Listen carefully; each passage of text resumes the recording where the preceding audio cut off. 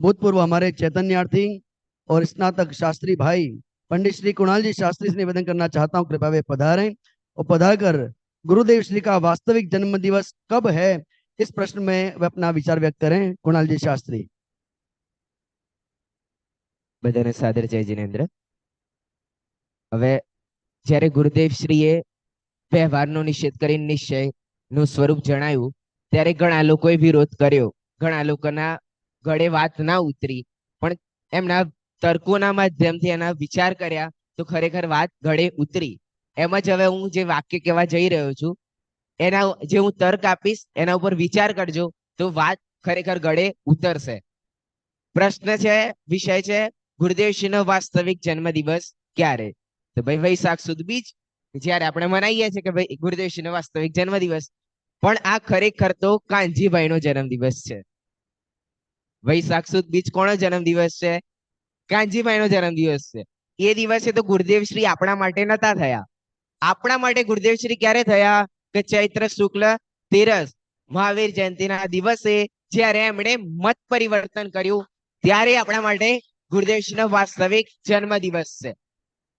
હવે એ મત પરિવર્તન કેમ આપણા માટે અમૂલ્ય થઈ ગયું, કેમ એ મત પરિવર્તન યોગ્ય હતું અને મત પરિવર્તનના પાછળ શું કહાની હતી એ ખરેખર જાણવા જેવી છે। કે એ મત પરિવર્તનના પહેલા 21 વર્ષ ને 4 મહિના સ્થાનકવાસી સંપ્રદાયમાં એમના થઈ ચુક્યા હતા। કેટલા? 21 વર્ષ અને 4 મહિના, અને એ પણ એક શ્રેષ્ઠ મુનિના રૂપે। સ્થાનકવાસીમાં પણ શ્રેષ્ઠ મુનિના રૂપે 21 વર્ષ ને 4 મહિના થઈ ગયા। શ્રેષ્ઠ મુનિ કેમ કહું છું? કારણ કે એ સમયે જે વાતો કરતા હતા એ સમયના અન્ય સ્થાનકવાસી મુનિઓ એ વાતો કરી શકતા નતા, એટલા માટે જેનું વર્ચસ્વ હોય એ શ્રેષ્ઠ સ્થાને પ્રાપ્ત કરે જ।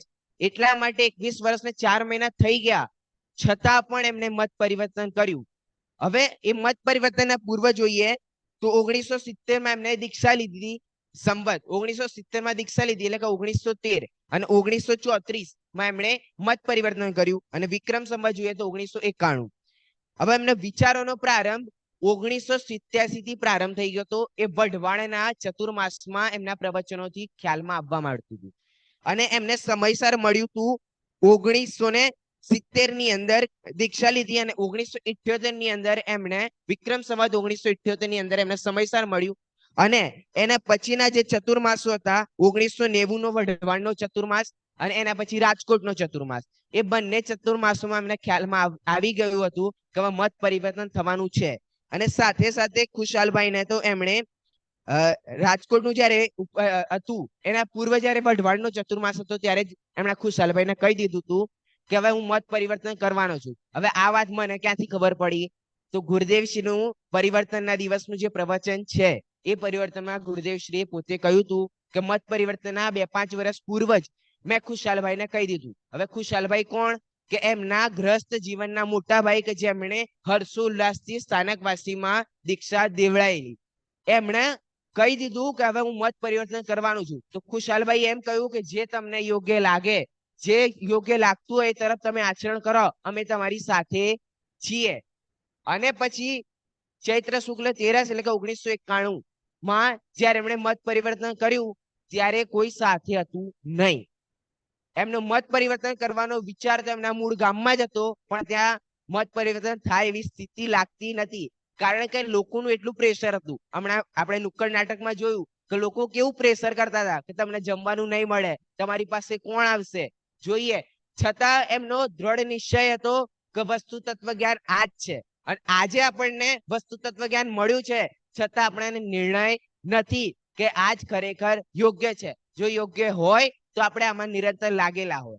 હવે આપણે ગુરુદેવશ્રીની જયંતિ તો આજના દિવસે મનાવીએ છીએ। હવે આ વસ્તુ વિશે લેવાનો મારો ખાસ અભિપ્રાય છે કે જેટલા ઉત્સાહથી આપણે જન્મ જયંતિનો ઉત્સવ મનાવીએ છીએ એનાથી ડબલ ઉત્સાહની સાથે આપણે પરિવર્તન દિવસ મનાવવો જોઈએ। કેમ?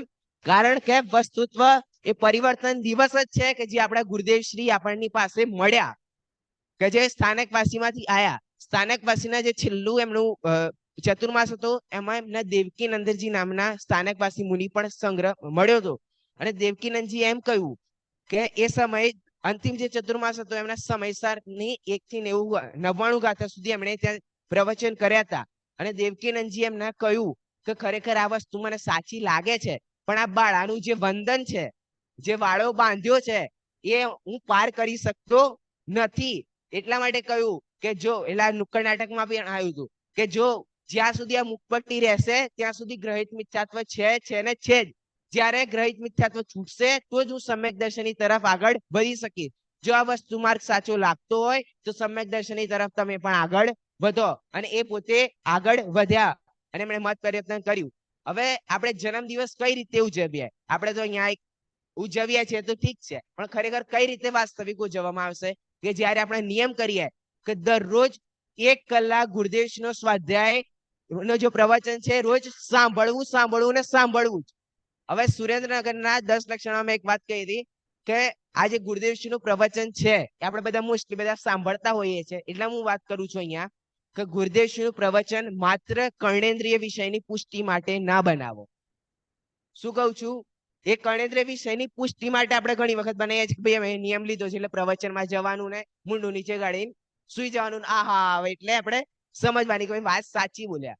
પણ ખરેખર આખા દિવસ દરમિયાન ગુરુદેવશ્રીએ શું કહ્યું એનું ચિંતન મનન ચાલે તો આપણે ગુરુદેવશ્રીનું ખરેખર પ્રવચન સાંભળ્યું કહેવાય. અને સાથે સાથે હું એક નિયમ હજુ લેવાનો કે ગુરુદેવશ્રીનું જે ગાથા ઉપર પ્રવચન ચાલે છે એ ગાથા આપણે પ્રવચનના પછી મૂળ ગાથા ટીકા હવે ગુજરાતી ઉપલબ્ધ છે એ વાંચવી જોઈએ અને પછી વિચાર કરવો જોઈએ કે ગુરુદેવશ્રીએ આજે આ ગાથામાંથી કયો નવો પ્રમેય આપણને જણાવ્યો અને એ પ્રમેય ઉપર આપણે દિવસ દરમિયાન ચિંતન હોય તો ખરેખર આપણે ગુરુદેવશ્રીની જન્મ જયંતિ ઉજવી કહેવાય. એટલે આપણે બધા પણ ગુરુદેવશ્રીની આવી રીતે જન્મ જયંતિ ઉજવીએ એવી ભાવનાની સાથે અત્યારની વાતે વિરામ લઈશ. बहुत बहुत धन्यवाद कुणाल। एक समय पर इस मंच पर घबराता था और आज इस मंच का एक होनहार विद्वान बन के आप सबके समक्ष से खड़ा है। ये भी चैतन्य विद्या निकेतन की एक बहुत बड़ी उपलब्धि है, इसको हम नकार नहीं सकते हैं। बहुत बहुत धन्यवाद।